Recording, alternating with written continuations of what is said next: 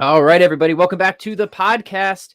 I'm joined by Dr. Mark Spencer today, and I'm really excited to have this conversation. We're going to focus on divine simplicity. Dr. Spencer has some really interesting things to say about divine simplicity, thinks about it in an interesting way. We're going to talk about the essence energies distinction, and we're going to talk about his new book, this big, meaty volume here called The Irreducibility of the Human Person. I picked this up very shortly after release and have really been getting a ton out of it. And I just want to congratulate you first on this book, Mark. It's really well done. It's nice to see because I guess I've been a creeper for a long time of your work. I've read your various articles, so it's nice to see them kind of synthesized, all in one really nice volume.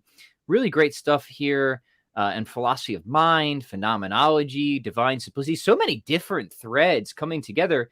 So before we get into our primary topic, just give us a little background of this book. What was your motivation to write it? And how did you get this done in anything less than like 20 years? That's very impressive.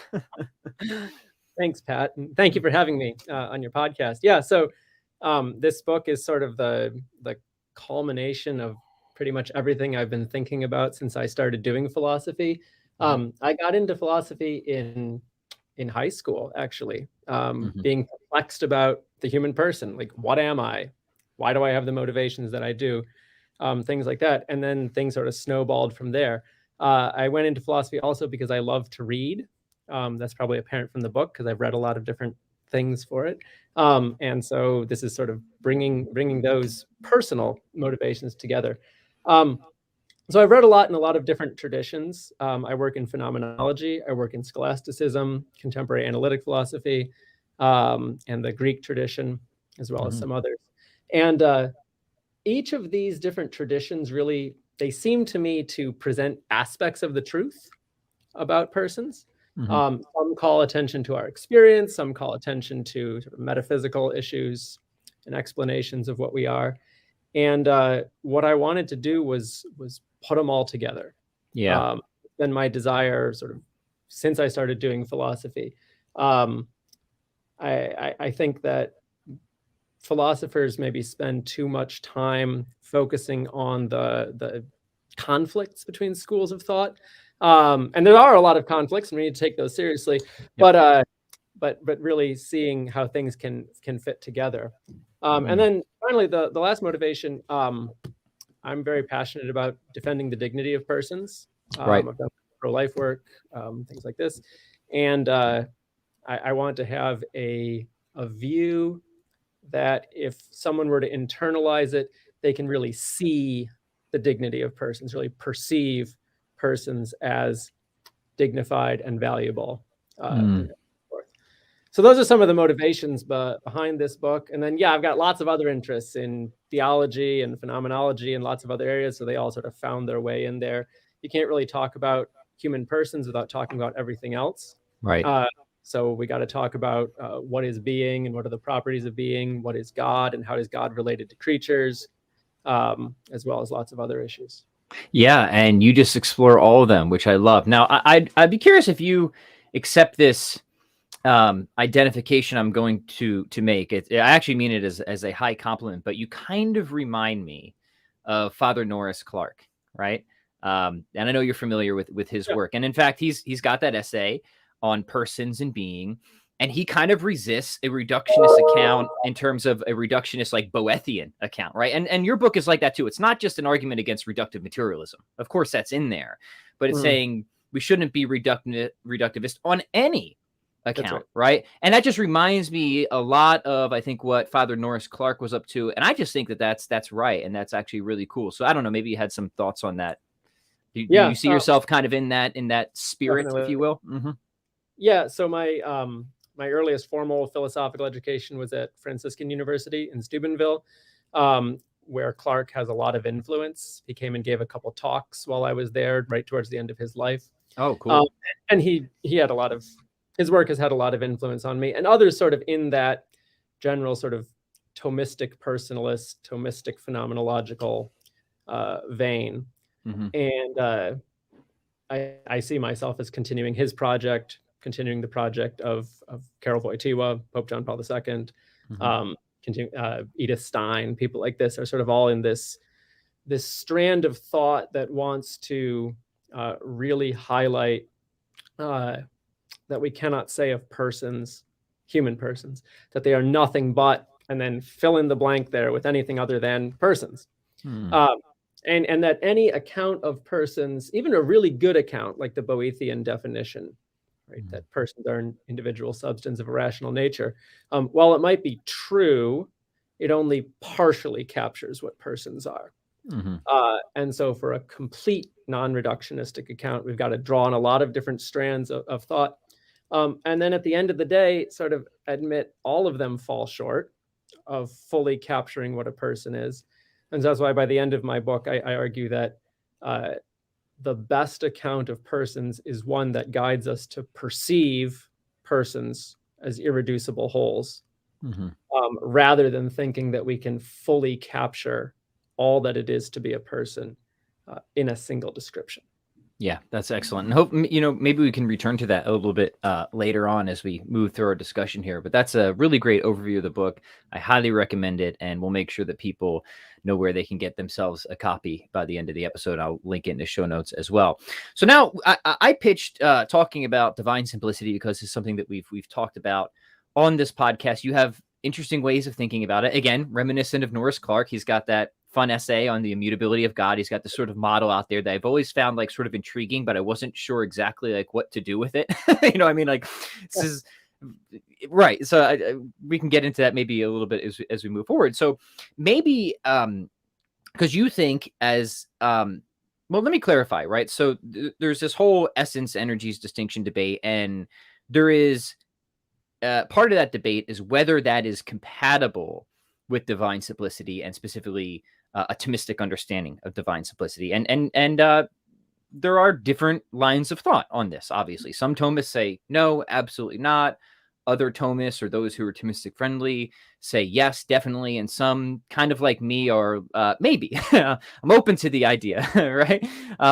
Maybe. I just need to see more models to help tease this out. And I think this is where this conversation will pick up and where you'll come in. But maybe we should start first on the divine simplicity side, Dr. Spencer, and maybe talk about what that is and some of its motivations. I mean, just very quickly, I'll throw out a few and then let you build up the account. But for me, divine simplicity seems like the only principled ultimate explanation ender. That's how I've always thought about it. That's really kind of what ultimately convinced me away from naturalism to theism, that if we're going to get an ultimate explanation, we have to transcend certain categories. If God is going to be an explanation at all, he can't be the sort of thing that itself is just sort of different in degree of everything else require an explanation, right? A designer that itself needs designing, a composite that itself needs some extrinsic cause to put its parts together. So if anything could possibly end explanation concerning things that are not intrinsically self-explanatory, it has to be something that could be intrinsically self-explanatory. And it seems like only an absolutely simple being could meet that criteria at all, full stop. And that's why I think so many classical theists make a big stink, and I think it's a good stink to make, that if you start to like deny divine simplicity, you might as well concede atheism, because then like there's no like real strong principled case for theism at that point. Maybe you can get into this sort of Bayesian weighing game of comparing rival hypotheses, but you've sort of lost the principled case of ultimate explanation at that point. To me, that is the strongest consideration in favor of divine simplicity. It always has been. I think it's the best one. I'd love your thoughts on that. Whatever else you want to add to the side of divine simplicity, and then maybe we could start to talk about the essence energies distinction. Sure. Yeah. I mean, I would agree with everything that you just said there. We can reason, say in arguments like the five ways, or Leibniz's cosmological argument, or other sorts of arguments like that. We can reason from perfections as we find them in creatures, which are partial and imperfect and come in degrees. We can reason from those up to something that is absolutely perfect. We can reason from motions and changes within the created order, within the contingent order, where we have things being reduced from potential to actual, new things coming into existence, which do not explain themselves. So we can reason from these events of things coming into existence and these things changing back to something that is unchanging, right? Something that, as you said, explains other things but does not itself require a prior explanation. And only if we can do this is the world intelligible. Only if we have some ultimate and sufficient final explanation for things do we actually have a complete explanation for anything at all. Right. Otherwise, we end up in sort of a nihilism or an absurdism. I take it sort of those are the two options, like either theism is true or absurdism is true. Yep. In which case we can give up on things like science and philosophy and explaining anything at all. So yeah, there's got to be this ultimate cause, this ultimate explanation of all things. And that means, sort of in the technical language of the tradition, that means that this being is pure perfection, pure actuality. In other words, this being lacks any need to develop. This being lacks any composition out of parts, right? Because a whole that is composed out of parts is explained in virtue of its parts. And so it's not the ultimate explanation for things. This being lacks any potential that would need to be actualized, because then we would need to explain that actualization in terms of some prior thing, which would do the actualizing. This being does not share or participate in anything else. It doesn't depend upon anything else for its own perfections. It just is its own perfections. And I take it the phrase divine simplicity sort of sums that up. Right. To say that God is simple is to say God lacks parts, God lacks sharing or participation in anything prior to him, God lacks all potentiality that would need to be actualized, and God is pure perfection, pure actuality, and so forth. Right. Yeah. No, I think that's an excellent description. I also like how you said that it seems like the options are theism or absurdism. I completely agree. Right. If we trace explanations back to something that is just brute rather than intrinsically completely intelligible, we haven't really explained anything on the above levels, right? We've just sort of expanded the mystery, right? Yeah. So I agree. I don't think there's any sort of like middle position here. It's either we can cash things out completely, and doing so really will require either what Lonergan called that unrestricted act of understanding itself, or I really like Barry Miller, the fullness of being, the limit case instance of, and then he lists what he thinks those limit case instances are, right? And again, that doesn't mean we grasp it, right? But it's in principle there, and such that if we could grasp it, it would illumine everything else, including itself, right? That's the idea. And we can grasp things about it, right? Yeah, we can grasp that it exists and that certain things must be true of it. Yeah. Good point. Okay, so I think that's a good overview of the divine simplicity side and the sort of theoretical advantages of it and the motivations for it. Help us to understand the essence energies distinction, because this is something that I'm not even sure I have sufficient clarity on, because I've read a number of different accounts on it, and there's a lot. I see there's already a comment here saying that there's a lot of muddiness around this, especially in social media, but I guess that's social media in general. But I think there's a lot of muddiness around this in the literature too, that I've read. So help us get some clarity. What is the essence energies distinction? How should we think about it? And what's some of the motivation for that? What sort of problems is that supposed to help us solve? And then maybe we could start to see how you think that these two things can fit together and play nicely. Sure. So for some of your listeners maybe who are unfamiliar with the essence energies distinction, so it's a distinction that comes out of the Greek tradition. We find it sort of beginning to be developed in some of the fathers of the 4th century, people like Gregory of Nyssa. And then it's further developed by people like John of Damascus and Maximus the Confessor. And then we find it sort of in its most developed form around the 14th century with people like St. Gregory Palamas. And then it's been further developed and refined in various ways since then. And there was sort of a revival of interest in this during the 20th century. So before I sort of introduce what the essence energy distinction is, let me just sort of lead into it by way of some of the motivations. So we just talked about some of the motivation for divine simplicity. God we have reason to believe exists is a being who is the ultimate explanation for things, who is pure perfection, who is pure actuality. We get to that by reasoning from creatures up to God. And as Christians, we might also get that substantial aspects of that account of God from divine revelation, scripture and tradition.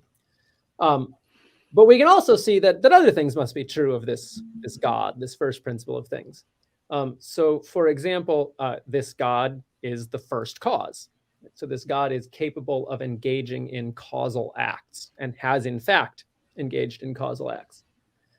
This God must have all the perfections that we find in creatures, but in a much more excellent way. And among the perfections we find in creatures are things like knowledge and free choice. We find these perfections in ourselves. And we can grasp that these are perfections because these things, acts of knowledge, acts of free choice, are not the sort of things that in and of themselves are necessarily finite, necessarily limited. They could exist in an unlimited form. Right. And so we need to say this God, this first principle of all things that we have reason to believe exists, is the sort of being who can engage in acts of knowledge and in acts of free choice. And furthermore, in acts of revealing himself. And then furthermore, both from sort of natural religious experience, but more so from Christian graced religious experience, we find that this God is the sort of being who invites us to share in his life. He gives gifts.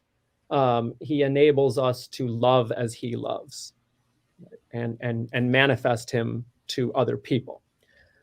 So we need an account of God on which we can sort of put all these things together, right? We're sort of trying to build a metaphysical model here, right? So on the one hand, God is simple, not composed of parts, not participating in anything prior to God, no potential that needs to be actualized. On the other hand, God is free. For example, that means it is up to him whether he creates or not. It is up to what world he creates, given that he could have created other worlds besides this one. So he's free. He understands and knows and loves that he has in fact made, and he he invites others and enables others to share in his life. Right. Okay, so we need a model that puts all that together. The essence energies model is meant to put these things together. So the distinction that's being drawn here, the distinction between essence or ousia and then energies or energeiai in Greek, is a distinction between what a thing fundamentally is and its manifestations, activities. Right? So ousia, essence, sort of what a thing fundamentally is. Energeiai, energies is the way it's sort of transliterated. Energies, a thing's manifestation, a thing's revealing itself. And in this Greek tradition, this is a distinction that's found not just in God, but in anything. Right? We can distinguish between your ousia, your essence or nature, and your manifestations. You reveal yourself and what you are revealing when you act, when you engage in acts of speaking or acting or knowing or willing or whatever sorts of acting from, what you're revealing is what you are.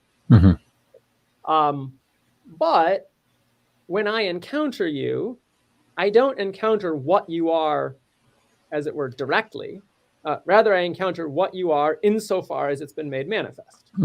I really do encounter what you are, but I encounter it through your manifestations. Right. And so the claim of this Greek tradition is that sort of basic feature that we find in creatures, this distinction between what they are and how they act or how they are made manifest, is a fundamental feature of being.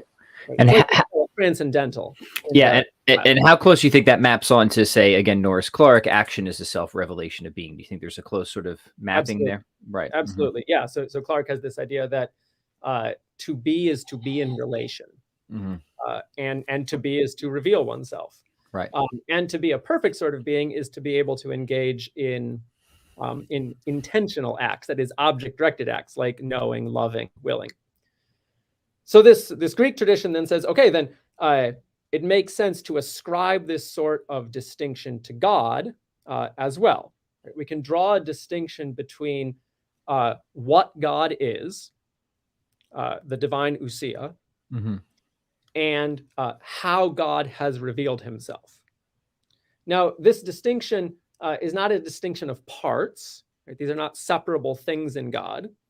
Each of them belong to the very being of God, right? Because the distinction between ousia and energei belongs to the structure of being as such. Any being is going to have this distinction between what the thing is and how the thing is made manifest. And just real quick, just to pause the note, just because this is a common confusion with divine simplicity, is proponents of divine simplicity do not maintain that there's no distinctions in God, or that there are no real distinctions in God, only that there are no distinctions that amount to real composition. So that's just important to, I think, put that clarification out there, right? Yeah. So these are not parts that God is composed out of. These are not sort of further actualizations of God, where when God acts, he becomes more perfect. Rather, they are revelations, manifestations of the perfection that God intrinsically is. And so with this distinction, then we can make sense of how it is that God can contingently act and contingently know things in creation, like you and me, and love things in creation, and also make himself available for being shared in by us. Right. And he does this because God is being itself, and being as such manifests itself. And when a being manifests itself, it manifests itself as the kind of being that it is. God is a free being, and so God manifests himself contingently, and in these energei, in these energies. Okay, yeah, really, really good introduction. That's very helpful. So let me maybe compare and contrast this and see what the compatibility is with some other models, if you don't mind. And one of them you're going to be familiar with because he's a colleague of yours, Matthews Grant, right? Who's been on this podcast, right? So you identified really a perennial issue of divine simplicity that's gotten recent attention. And I think there's actually been a lot of good progress on this in the recent literature, actually quite in favor of divine simplicity. And Grant is one of those contributors. And the tension is something like this. Hey, if God is absolutely simple, purely actual, then isn't there some sort of modal collapse here, right? Like, how can it be that we can get a contingent effect from a necessary being, right? And there's different ways that this argument is cashed out, right? If God is purely actual, but he knows a contingent reality, he doesn't just put some contingent accident in God. And if that's the case, isn't there some sort of intrinsic passive potency in God, and all sorts of puzzles like that? And I think the general solution to this is to come up with models that just really push all that contingency extrinsic to God, which might mean at the end of the day of adopting various extrinsic models where certain predications of God are extrinsically denominated. This is not just exclusive to Grant, but goes back to Lonergan and perhaps even Aquinas himself, right? And maybe it requires adopting extrinsic or partially extrinsic accounts of knowledge and stuff like that. Anyways, I think those models are good. I think they actually really solve the problem. They have some mystery to them, but I don't think that that's a failure, because we're talking about God, right? If there was no mystery in models about God, I think there's something more fundamentally wrong there, right? So yeah, if you wouldn't mind, maybe is this in line with, compatible with the way that, say, somebody like Grant is thinking about it, or is this completely, totally different? Help us maybe understand some of the finer details here between these ways of thinking about it. Yeah. So I don't think that this model, the essence energies model, is entirely compatible with that extrinsic model. And in fact, I see it as sort of a way to try to solve a difficulty that I have with that model, and that others have had with that model. So on this extrinsic model, God's contingent knowledge of, say, your existence consists of God being eternally understanding being, right? An eternal act of understanding, which is exactly the same regardless of whether he creates or not in and of itself. Right? And then your presence to him as an intelligible object. So all the contingency, right, all the difference, so to speak, on this model is entirely on your side. Right. Had God not created you, God's act of knowing would be exactly the same as it is in the actual case where he did create you. Yeah. Right. Yeah. And likewise for acts of will, and likewise for acts of love, and your act of participation in his life, and so forth. God is entirely the same. Intrinsically, right. Intrinsically entirely the same. We can speak of God as knowing you, and we can speak of God as loving you, but all the sort of metaphysical difference there is on your side. Right. So the total activity will be expanded beyond God in that, to say that God's total activity of knowledge and creating will now include those extrinsic aspects of it. Right. Yeah. Yeah. So my difficulty with this is, it seems to me that when we speak of knowing and willing and loving and things like this, that these are intrinsic states of a knower. When I know something, it changes my experience. When I will something, it changes my experience. Now, in me, when I know or will or love, it also perfects me further. And we don't want to say that about God. Right. So here's where I want to agree with the extrinsicists. However we account for divine activity, it can't involve God being further perfected. All the amount of perfection that God has stays the same, regardless of whether God creates or not, and regardless of what God creates. Yeah. That's a point on which I certainly agree with the extrinsicists.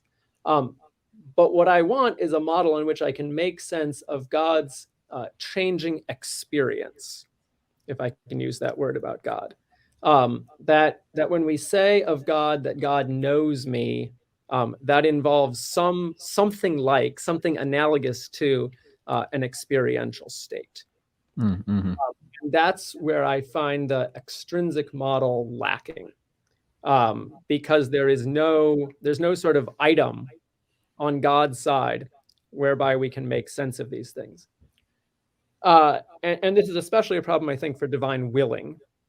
If God's acts of will explain why contingent things exist, right? Explains like why you exist, rather than something else that God could have created. Then this has to involve, I think, something sort of on God's side, whereby we can account for why we have these things rather than other things. On the extrinsic model, we don't seem to have that. The essence energy distinction allows for, it captures what I think the extrinsic model gets right? This sort of, we don't want to have augmentation of perfection in God. Right. It also provides us with a metaphysical distinction that allows us to make sense of God's experience and the sort of contingent difference in God that explains contingent differences in creation. Okay, very interesting. I mean, immediately what you said just again reminds me of Norris Clarke's kind of model of thinking about it. A lot of what you just said just brought me back to his essay on the immutability of God, which again I've always been fascinated with and stuff like that. So I'm not going to offer pushback in defense of the extrinsic model, because I know you've probably had a million conversations with Matthews up there at St. Thomas about it. One real quick thing. I think for the willing side, they'll just say, well, God's action is basic, immediate. The effect is independent, right? And we understand the nature of the will is the ability to just terminate any deliberation and make efficacious any finite good. Like, we have explained everything that needs to be explained, right? So they might just sort of insist, right, that there's nothing further that needs to go on there. But I want to hear how you think maybe you could have a better explanation, really what the extrinsic is going to want now from you. And I know you know this because you've written about it, right? Is okay, not just in terms of further explanation, but if you can give us that, how can you give us that without introducing real composition? That's going to be the key, right? And I think you probably agree with that, right? That's always the kind of the balancing act that has to be achieved here. So help us spell out some of those details and see what you think is the compatibility. It seems like you and Norris Clarke and I think David Bentley Hart is kind of on this same page as well. I remember. He doesn't get too much into these models, but I know he references Clarke's essay favorably in The Experience of God. So I would guess maybe he's probably in your general camp on this as well. So yeah, sorry to get on a bit of a tangent, but No, it's fine. fill in any of the details. Yeah. Yeah, I mean, I think Hart would be closer to my model than to the extrinsicist model. Right. For sure. So why doesn't this involve actual composition? Why doesn't it involve real composition? Right. That's the issue. I take it that when we talk about a whole being composed out of parts in a way that would be incompatible with divine simplicity, those parts need to be understood as existing in some sense prior to the whole. Now, that priority there need not be temporal priority, right? It could be sort of logical or explanatory priority. But there's some sense in which the parts have a kind of independent existence, and then they come together and they give existence to the whole. Right? They make the whole what it is. And that's not what we have going on with the distinction between essence and energies. What we have here is just a sort of internal dynamic, an internal structure to what it is to be a being. To be a being is to be something in itself. To be a being is to be made manifest as the kind of thing that one is. And every being is going to manifest itself in some way in accord with the kind of thing that it is. And those manifestations are I mean, they are just the being made present, right? Being making itself present to others or potential others, or even to itself. Right? I manifest myself to myself when I think about myself or perceive myself or things like this. So the energies are just this. It's what a being naturally does, just in terms of, in virtue of being a being.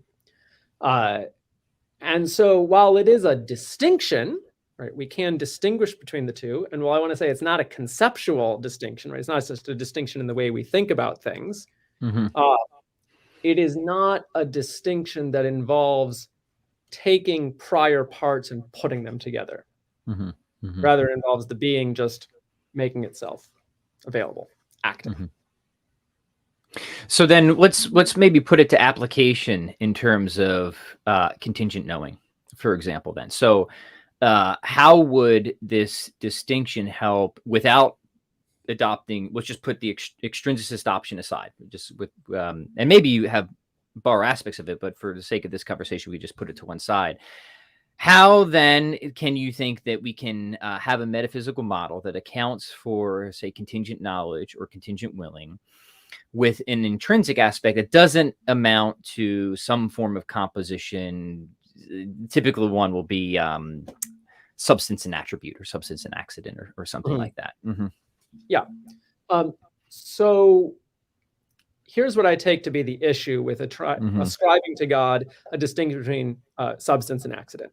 When we think about accidents in us, those accidents add perfections to us, right? So I'm a human substance, but to be a human substance, sort of abstracting from all accidents, is in a sense to be like mostly a set of powers, a set of potentials, right? I have the potential to sense and to think and to will and to love and to do all these sorts of things. And when I take on accidents, those take those potentials and raise them up to a new level of actuality or perfection. Now I am more complete than I was previously. The essence energies distinction is not that distinction. The essence energies distinction, I think, requires us to think of the actualization of a creature as really involving two things. On the one hand, it involves the substance taking on a new accident. Right? That is, taking on a new perfection. And then second, it requires us to think of the substance as manifesting itself, revealing itself in a new way. Only the first of those, right, the taking on of a new perfection, is inconsistent with simplicity. Because only that first one involves composition, right? Only that first one involves actualization, right? And so the taking on of something like a new part. Right. And so what I want to say about God is God, unlike creatures, when he acts, he just manifests himself. He just reveals himself. He doesn't take on a new perfection. So in creatures, both of those things are going on. Essence, energy relation, substance, accident relation. In the case of God, just the essence, energy. Okay, so would you characterize it as thoroughly relational then, in the category of Cambridge property or of something of that sort? Or I'm just trying to figure out. Yeah. So when I think of a Cambridge relation or Cambridge property, all right, this is a change that we ascribe to a being in virtue of something that's going on outside of it, but it doesn't involve, as it were, a difference to the thing in itself. Right. And so, like, if I am, maybe right now someone's reading my book, I don't know, and so my ideas are being read about, but it makes, in a sense, no difference to me internally, right? I don't take on any new properties. Right? That's a change to me, being read about. But when God knows, when anyone knows, or acts or wills, that makes a real difference to the internally to that being. To know is to be in a certain phenomenological state. Yeah. And likewise to love and so forth. And so that's what we get with the essence energies distinction. These are really ways in which God contingently reveals himself, relates to others, makes himself manifest, and it makes an experiential difference to God, even though it doesn't augment God's perfection. Okay, yeah, that's really interesting. So let me think about this. Going back, always good to go back to basics, right? So we've got our sort of basic level of composition from the tradition, call it widely act potency, right? We have substantial forms, actualizing prime matter. So what's wrong with having God be a substance in general, right? Because we want to say God is a subsistent, right? Well, generally we think that accidents actualize passive potencies and substance formally, whereas substances actualize passive potency in accidents existentially, right? So we've got this sort of composite that really seems to just point beyond itself, right? That always requires an extrinsic cause. So this is why we want to say that God cannot be a substant accident composite. But so I guess my question here, and this is a very sincere question, just trying to understand your thing. Do all accidents have to amount to an increase in some sort of perfection rather than a sort of a vertical increase? Couldn't it just be a kind of horizontal, like I'm in a sitting configuration, right? I have this accidental configuration right now. So even if we say, okay, maybe it doesn't add any sort of glorious perfection to God, isn't that sort of new configuration of willing or knowing still like bringing back the fundamental problem of this form of composition, namely substance and accident, since it is presumably intrinsic, that the person committed to divine simplicity is wanting to reject? Do you see what I'm getting at here? Yeah, totally. Yeah. So on the essence energies model, and comparing the essence energies relation or distinction to the substance accident relation, I think what we need to say again is, with the substance accident model, with that distinction, this involves taking on a new perfection, not in the sense of pure perfection, but a new way in which the being is completed. Sure. Right. So right now, right, we're sitting. Right. We could stand up. Now we would be completed in a new way. Where we would then, at the same time, lack other completions. Right? So right now, I lack the completion of standing, right? Because I have the completion of sitting. So that's a substance accident relation. The essence energies relation does not imply any sort of lack. It involves just the manifestation of what the being is. And so since God is the fullness of all perfection, right, in himself, regardless of whether he creates or not, regardless of what he creates, he contains all possible perfections. He contains the fullness of being that belongs to all kinds of completion that can be found within the creaturely realm, right, in the highest possible way. Right. Yeah. The limit case of so on and so forth. Right. Yep. Yeah. And so when God acts, when God wills or knows, he is not adding to himself any sort of completion, because he's already got all the kinds of completion that there are, so to speak. Rather, he is just making some of those kinds of completion available to others, right? Manifest to others. Yep. That's the. So how close then to, just for my own understanding, is your model to the one Norris Clark outlines in The Immutability of God, which I know you're familiar with? Yeah. You say like they're pretty much the same I think model, so. or yeah. So I mean, there he's got this idea of sort of God performing intentional acts, or having a sort of in the realm of intentional consciousness, right? Yep. And then he wants to say, really following an older Jesuit tradition there, that when we speak of God's intentional relations to creatures, these really shouldn't be understood on the model of either real relations or relations of reason, right? As the older scholastic tradition has distinguished kinds of relation. Right? They're not relations of reason. I mean, that's sort of like what we were talking about as Cambridge relations. That's right. Yeah. And that's what a lot of the extrinsicists want to do, is they want to push it all into that category. Right. That's right. And again, the problem there is it can't make sense of the idea that God, it makes an experiential difference to God that God loves or God knows or wills. And we don't want to say that's a real relation, because real relation means that you're dependent upon the thing to which you're related in some way. And God is not dependent on anything other than God. So we need another category. And so, he calls this it's relations of personal consciousness or intentional relations.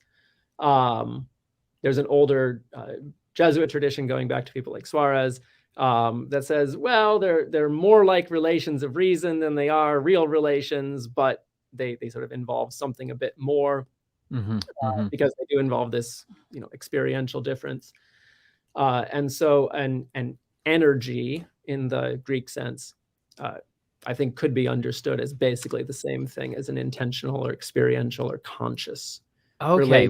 Okay. That's really, as long as we block from that any idea that we're adding to God's perfection. Sure. Yeah. No, that's actually really helpful to me to draw those connections to Clark's work, which I've obviously, like I said, it's this model that's fascinated me, and I wasn't quite sure kind of what to do with it or what to think about it. But you're making connections for me that have been super helpful. So that's really good. That's very. I hope that is clarifying, not just for me. Sorry, I've been a bit self-indulgent in this episode, which I tend to be with my podcast, but hopefully the listeners too, who I know there's a lot of people here who are like me. They think, okay, maybe these things can play well together, and we just need to kind of help to develop a model to see how that's the case. So really, what would you, okay, so now maybe going back, if you, and feel free to say anything else you want about that, but maybe going back now, how does this all relate to your project of the human person? Maybe you could help try and tie some of that into us.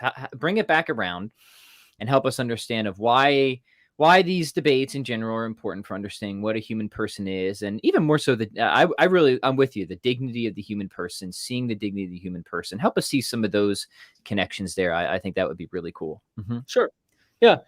So I think when Christian philosophers think about persons as not reducible, we tend to think about we're not reducible to matter, right? It is not the case that we're nothing but matter, or maybe parts of society, right? Or other things that are sort of lower than us, metaphysically speaking.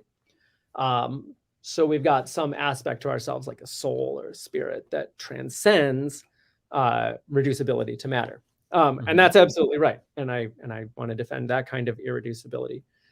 But I think there's a tendency that some Christian philosophers have had to sort of not engage in this reduction to what's below us, but in a reduction to what's above us, to make human persons, in a sense, entirely an effect of God, which would leave sort of no sphere of freedom to us.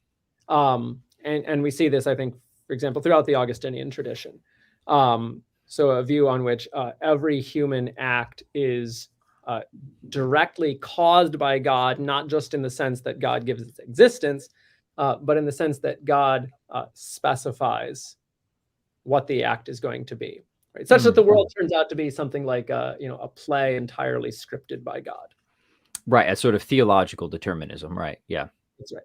Yeah, and I think that we need, if it is in fact true, so I mean, maybe theological determinism turns out to be right, but if it's not, it's the only determinism that I could make sense of, to be honest. Yeah. Sure. Yeah. But if it's not, and if human persons are capable of causing actions freely, apart from God, without God specifying those actions, determining what the actions are, then we need a model. We need a model of human freedom that makes sense of that. And we also need a model of divine action that allows us to make sense of that. That has room for a genuine and robust human freedom, right? Yeah, I'm with you 100%. Yep. Yeah. It's funny. Just real quick, as a sort of matter of methodology, I think this is always sort of important. At least it was important to me. Is a large part of why I moved away from a naturalistic paradigm, Dr. Spencer's. Not only did I just think that there were good arguments for the existence of God, but some things just seem so darn obvious. Like, it just seems like this is a fact of experience that has to be accounted for.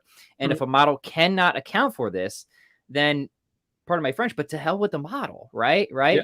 It seems like I just really am robustly free, right? It seems like there really are moral facts, right? That some things really are right and bad. So like, I've been like, any arguments you give against those always seem so much weaker than their immediate intuitive obviousness, right? So if I can at least find a model that could make sense of these things and is internally consistent, like that just seems like all the more reason to prefer that sort of model. And I don't think this is related just to theism or atheism. I think it's certainly internal to theism too. Like, if there's a model of theism that helps to make sense of a robust human freedom, that to me seems like a really good reason to prefer that model. Maybe just want to talk about method here as well. I think that's I mean, and this is sort of the model, the method that I've adopted, not only in my recent book, but in other work that I've done.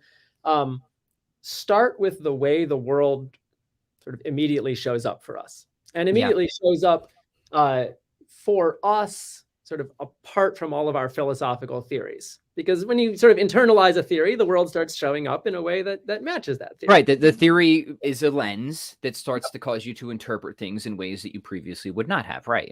That's right. Yeah. So this is why I want to look at how does the world show up for us pre-philosophically. Now, everybody's got a sort of implicit metaphysics, right? Sort of implicit assumptions about what the world is fundamentally like.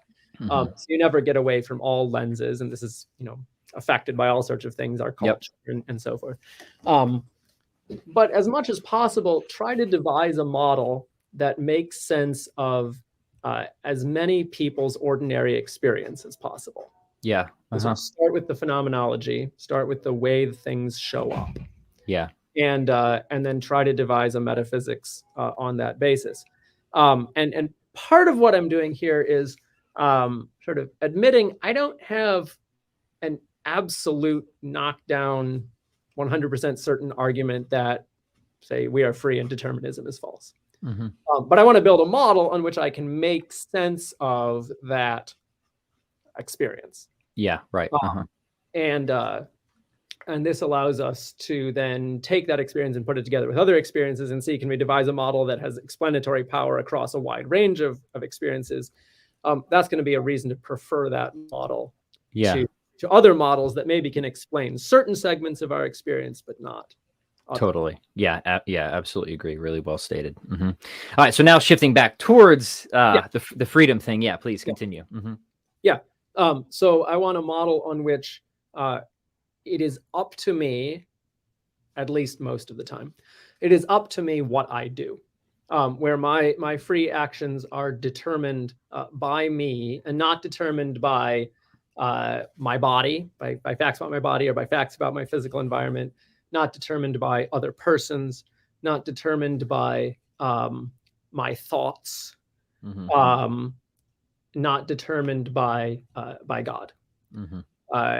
But rather where there is this space for me to determine the course of my own life, as it seems to me that I do. Right. Which is not to say that I determine every aspect of my life, and it's also not to say that I'm not my environment and my body and my thoughts and God don't constrain my choices in various ways, or influence them, right? Or influence them in significant ways. And this also isn't to make like a moral claim, like I ought to subordinate my freedom to God, right? I ought to be obedient to God. But that's sort of up to me whether I do that or not. Now, God needs to give me, assistance, grace, which enable me to make that act of obedience. So there are, again, constraints and conditions upon my free action, but I still freely make that choice. And so this requires an account of divine action on which God does not directly cause each and every aspect of the created world,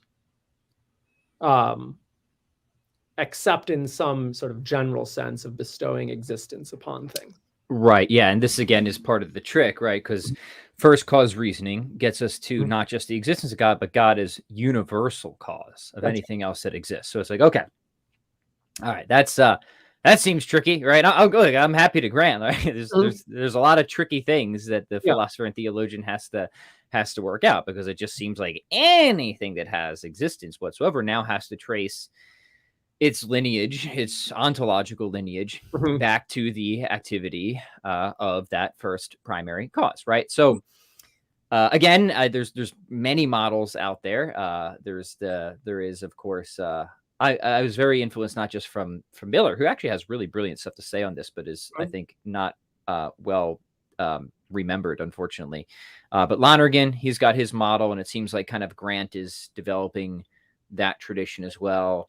I really love the way Yves Simon and Maritain think about this too. But give us yours. How do you think that this tension, this sort of initial tension, God is universal first cause, human beings is robustly free, at least free enough to make sense of experience. How do you think these things can play together? Yeah.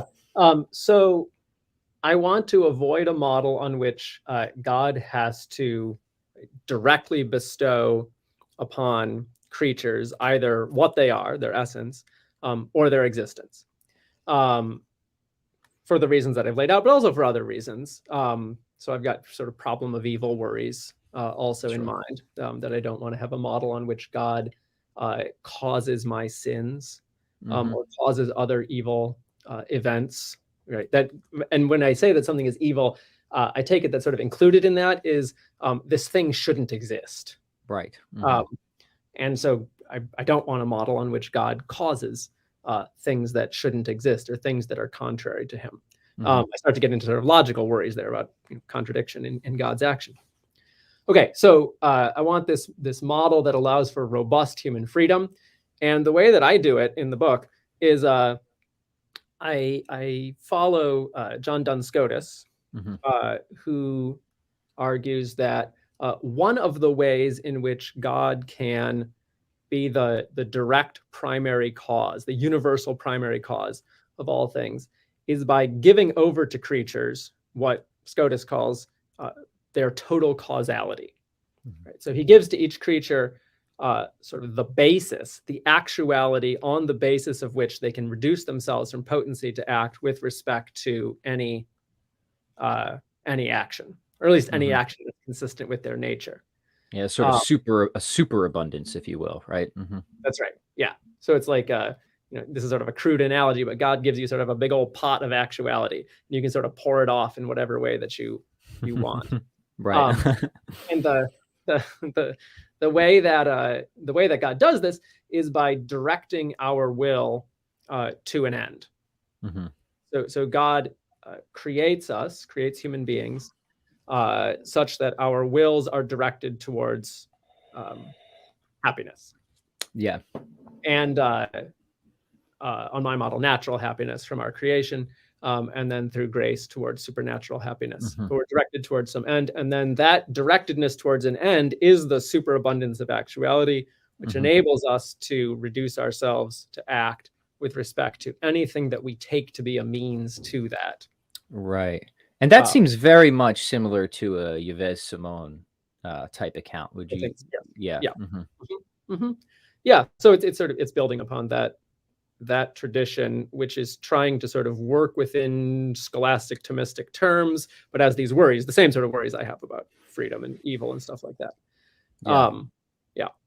No, I mean, I love it, and I always hesitate labels because as soon as you call yourself a Thomist or something, people make all these Mhm. assumptions in my apply. So I always just say I'm Thomistic friendly, right? But really, what I've always admired so much are people like yourself and Norris Clark, Mhm. who are great synthesizers, which Thomas himself was, Yeah. right? Which Thomas Yeah. himself was saying, hey, this is right over here. This is right over here. This can help this thing. They're Mhm. totally compatible. Let's bring them together. Let's put them in harmony. Barry Miller, again, a tremendous Mhm. synthesizer, right? Tremendous, especially between the scholastic and analytic traditions. He brought so much good stuff in the analytic tradition, I think, to solve thorny issues within scholasticism and vice versa. So I've always admired great synthesizers, and I see you as doing such an excellent job of that. And I worry sometimes when people stick kind of too rigidly in one camp, right? Yeah. And I see you nodding your head. You agree with that, right? I Yeah. think that Yeah. that can be problematic, right? Mm-hmm. Yeah. Yeah. I mean, my big worry about it is like the goal, I take it, of doing philosophy or doing theology is to get at the truth about things. Mm-hmm. Mm-hmm. And not fundamentally to defend a particular school of thought. Mm-hmm. I mean, if a school of thought got things right, then yeah, we should defend it because it gets us to the truth. Mm-hmm. But if a school of thought didn't get us to the truth, or if we think there are problems with it, then let's be honest about that and draw on other schools of thought or come up with our own distinctions and conceptualizations that allow us to get better to the Right. truth, because that's the goal of this. Yeah. Enterprise. Excellent. Yeah. How about do you have time for a few questions from the audience, Dr. Spencer Absolutely. here? Yeah. Yeah, let's do it. This has just been brilliant. And again, let me just put the plug in now. We'll mention again at the end. If you have not got Dr. Spencer's excellent book, you can see it's already heavily dog-eared. I make such a mess of my books, Me too. yeah. Irreducibility of the Human Person, a Catholic Synthesis. Just so good.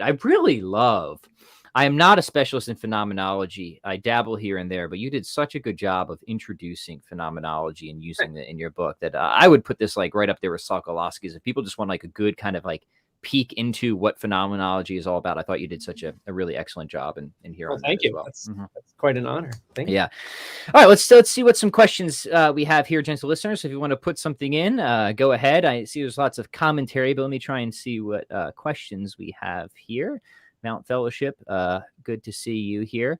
Okay, here's a question about God and emotions. Meow, meow, meow wants to know if you think God has, quote, feels, Dr. Spencer, or emotions. I know this is a contentious debate in theology and natural theology. Is it appropriate to attribute emotions to God, and how do you think about this? Mm-hmm. Yeah. So I think we need to make a distinction between different kinds of feelings. So short answer, yes, and now I'll qualify that. Yes, I think God has feelings, but let me qualify that significantly. So we need to distinguish, first of all, as St. Thomas does, between passions and affections. So a passion is a bodily feeling. Right? It involves some sort of change in our bodies. I mean, we would cash this out in terms of neurological changes, hormonal changes, things like this. Aquinas does it maybe in sort of much more vivid terms. He talks about anger as the blood around the heart boiling, which I think is a good experiential description of anger. So these sorts of feelings involve not just a responsiveness to something good or a responsiveness to something evil, which is involved in a feeling, but they also involve a bodily change. And certainly we would not want to ascribe those to God in himself. Right? I mean, our Lord had these, but not God in himself, because God in himself doesn't have a body. But affections are another matter. So affections for a lot of the scholastic tradition, especially the Thomistic tradition, are acts of the will. It's important to keep in mind that for St. Thomas, the will is fundamentally a power to love. It's only sort of secondarily a power to choose. So it's this power of adhering to the good. And the way in which St. Thomas and others in this tradition talk about acts of the will, they involve a feeling, right? There is something that it's like to be in that state. They involve something that we can properly call affection, right, for goods, and aversion to evils. Others, so in the book, I draw not just on the scholastic tradition, but I also draw on this phenomenological tradition, and I draw a lot on the philosopher Dietrich von Hildebrand, who, along with people like Edith Stein and Max Scheler, think we ought to really distinguish. It's helpful to distinguish our power to choose, call that the will, and our power to intend ends and move ourselves towards ends, call that the will. And then the power to respond intentionally, that is in an object-directed way, to goods or evils, right, in a way that involves feeling, right? And they call this spiritual affection or spiritual affectivity. And I think that's a helpful distinction. And so, setting aside the bodily passions, we want to ascribe things that belong to spiritual life, perfections that belong to spiritual life, to God. And so it makes sense, I think, to ascribe to God these felt intentional acts whereby God regards, right, aims at, intends creatures in a way that has a sort of felt component to it, as when God loves, or when God has, say, grief over sin, or anger about sin, or things like this. Yeah, very good, very helpful, and hopefully that satisfies the customer. I'm sure it does. You get what you pay for here at Philosophy for People, which, remember, doesn't cost you anything. So here's a question from Callum. He says, what does Dr. Spencer think of Father Rooney's attempt at reconciling the essence energies distinction with strong simplicity? I think it is what he calls it a fundamental distinction, but maybe wrong. I believe that is right in this new volume, isn't it? Aquinas says this one just came out. Edited by Stump and White. Have you had a chance to check out Father Rooney's account yet? If so, what are your thoughts? I have his book. I have his paper, and I haven't read it yet, unfortunately. And do you want to offer any inappropriate speculations by chance, now that we're on record? I like Father Rooney a lot. It's great stuff, right? I agree with him. Actually, he has a paper in a book that I also have a paper in. So I really ought to have, on this very topic. So I really ought to have read his paper, but unfortunately, I haven't. Yeah. So yeah, I know that in that particular paper, in the one that's it's a volume on classical theism that should be out very soon. Oh, you're right. It's in the Kuhn's volume upcoming. Yeah. Right. Yeah, you're right. It's not this one. I'm mistaken. I've gotten a sneak peek at some of the essays in that one. But yeah, that one is not released yet. So thank you for that correction. Yeah. Before somebody runs out and buys this one with it, wondering, hey, where's that article? Right. Yeah. Probably good too. Yeah, so I know in there he wants to argue that the essence energies distinction is sort of necessary. Something like it, at least, is necessary for classical theists, and I would agree with him on that. Having just very briefly skimmed it or read the abstract or something a while ago, it seemed to me that he, in a sense, wanted to downplay the robustness of the essence energy distinction. And I want to really insist on, like, these energies are distinct, contingent acts, but not they don't enter into composition with God. But these are in no way sort of extrinsic to God. Right? These are ways in which God sort of internally, so to speak, manifests himself. Okay. Yeah. But yeah, I shouldn't say anything more about the paper because I really haven't read it. That's okay. We'll wait for that volume to. I have So I'm looking for. I didn't know that you were a contributor on that as well. What is your essay on in I have that a volume? paper in there on divine simplicity and the Trinity. Oh, cool. All right. And Yeah. on divine beauty. On beauty. Interesting. Yeah. Okay. Yeah. Really looking forward to that. We just had Dolezal on recently to talk about his. I think in that I'm getting my volumes mixed up, but I think in that one it kind of relates to the emotions and feelings one. He's actually arguing against Zagzegby's, I can never pronounce her name, account of omnisubjectivity in relation to omniscience and stuff like that. So it'll be I'm looking forward to that volume. It looks like it's going to be some really good contributions. So, yeah. But I think that's a little bit ways out. So in the meantime, Dr. Spencer, if you wouldn't mind, tell us just a little bit more about your book. What else can people expect to find in here, and where is the best place to get a copy, which I highly encourage everyone to do? Yeah, so you can get a copy through Catholic University of America Press, and then other booksellers online and so forth. But yeah, Catholic University of America Press is the publisher, and they're selling it. So yeah, let me just sort of give a brief sort of synopsis of the book. Like I said before, I'm defending a view of the human person on which we are radically not reducible to anything. Right? You cannot say of the human person that we are nothing but matter, parts of society, effects of God, acts of God, you name it. None of these are going to adequately explain the human person. And then furthermore, we have many powers and aspects of what we are that are themselves irreducible. So I wanted to argue for a robust account of the intellect and of will and of feeling and of other sorts of powers and activities that we have. So a lot of the book is going through these different powers and trying to sort of paint a portrait of them, so to speak, where you can really see their irreducibility. So I've got a chapter on the intellect, a chapter on the senses, a chapter on will, a chapter on feeling. As a result of sort of building up an account of these powers, we start to see other irreducible aspects of ourselves. So in investigating the intellect, intellect is our power for grasping real being. And so by investigating the intellect, we start to see what it means to call us real beings and all the sorts of irreducibility that goes into that. As a result of investigating the will, we start to investigate our relation to divine action, as we were just talking about a few minutes ago. And so I'm sort of building up this portrait of all the different aspects of the person. Along the way, I have a lot to say about beauty.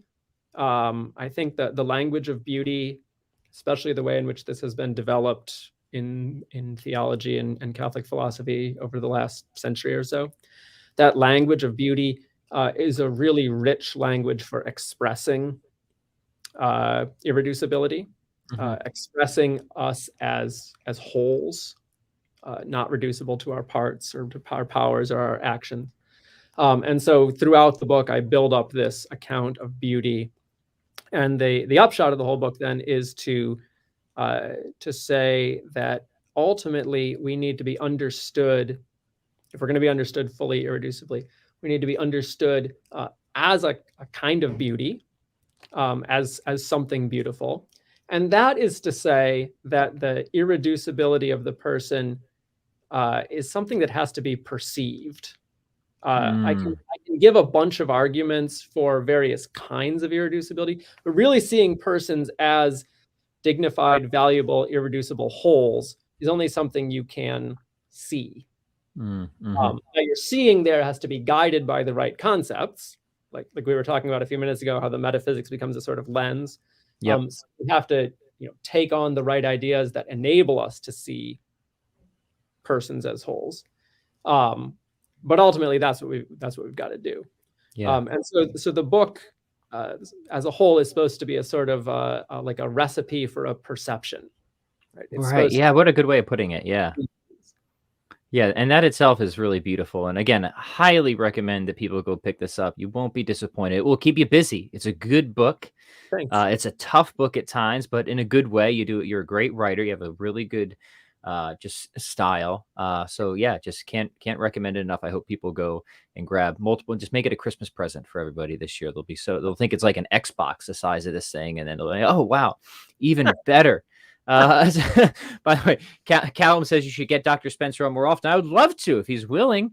I'd love to Absolutely. have you on. There's so much. I mean, we could spend a semester on this book alone, all the different topics. We're just scratching the surface here. So before we say goodbye, Dr. Spencer, what else are you working on now? Now that you have this finished, did you immediately hop into another project, or what's next on the horizon for you? Mm-hmm. Yeah, I'm writing a little book for Cambridge University Press. Has this new series that's going to be coming out soon called the Problems of God series. And the idea is it's sort of little introductions to different religions and different philosophies, conception of God, and then the various philosophical problems that arise because of that conception. Is this going to be like their Elements series, sort of? Part of their Elements series. Okay, yes. very cool. Mm-hmm. It's sort of a sub-series within that.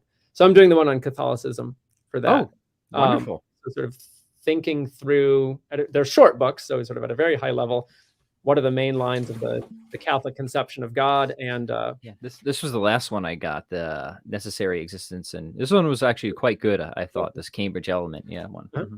Yeah, they do a good job with those. I have a few colleagues here who have written volumes in them, and so I'm working on that. And then I'm always really thinking about beauty. So I've written a number of papers recently on beauty and the role that beauty plays in our life. And I've also been thinking a lot lately about sacrifice. I have a paper that's going to be coming out soon on sacrifice, a theme that started to come out throughout this book, but then that I realized I need to develop more after that, has to do with the virtue of religion.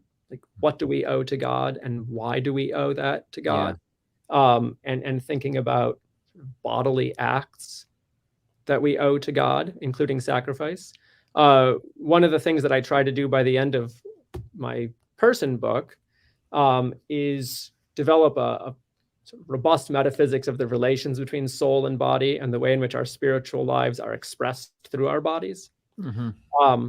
And so then I'm trying to develop that further with thinking about things like liturgy and sacrifice and prayer, adoration, things like that. Yeah, well, all of that would be amazing material for a future conversation. So I'll have to bug you very soon to come on and discuss all that again. In the meantime, gentle listeners, I will have links in the show notes, both on YouTube after we're done with the stream here, and on iTunes in the relevant show notes sections there. So you can grab a copy of Dr. Spencer's book, and I'll have links to his other work, so you can check that out as well. Dr. Spencer, this has been an absolute joy. Thank you so much for taking the time to be here. Thank you for having me. This was a lot of fun.